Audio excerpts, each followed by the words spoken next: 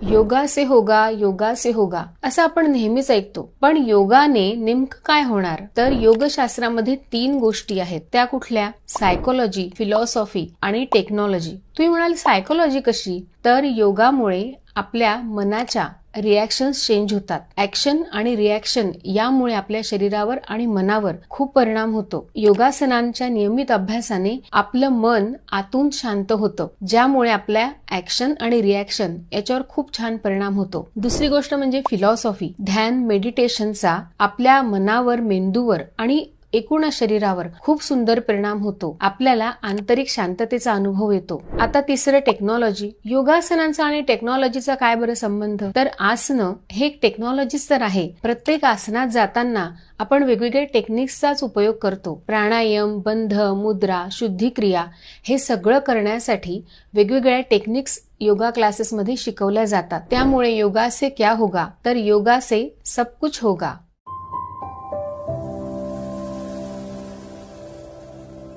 योगा से होगा असं आपण नेहमीच ऐकतो, पण योगाने नेमकं काय होणार? तर योगशास्त्रामध्ये 3 गोष्टी आहेत. त्या कुठल्या? सायकोलॉजी, फिलॉसॉफी आणि टेक्नॉलॉजी. तुम्ही म्हणाल सायकोलॉजी कशी? तर योगामुळे आपल्या मनाच्या रिॲक्शन्स चेंज होतात. ऍक्शन आणि रिॲक्शन यामुळे आपल्या शरीरावर आणि मनावर खूप परिणाम होतो. योगासनांच्या नियमित अभ्यासाने आपलं मन आतून शांत होतं, ज्यामुळे आपल्या ऍक्शन आणि रिॲक्शन याच्यावर खूप छान परिणाम होतो. दुसरी गोष्ट म्हणजे फिलॉसॉफी. ध्यान मेडिटेशनचा आपल्या मनावर, मेंदूवर आणि एकूण शरीरावर खूप सुंदर परिणाम होतो. आपल्याला आंतरिक शांततेचा अनुभव येतो. आता तिसरं टेक्नॉलॉजी. योगासनांचा आणि टेक्नॉलॉजीचा काय बरं संबंध? तर आसनं हे एक टेक्नॉलॉजीच तर आहे. प्रत्येक आसनात जाताना आपण वेगवेगळे टेक्निक्सचाच उपयोग करतो. प्राणायाम, बंध, मुद्रा, शुद्धिक्रिया हे सगळं करण्यासाठी वेगवेगळ्या टेक्निक्स योगा क्लासेसमध्ये शिकवल्या जातात. त्यामुळे योगा से क्या होगा? तर योगा से सब कुछ होगा.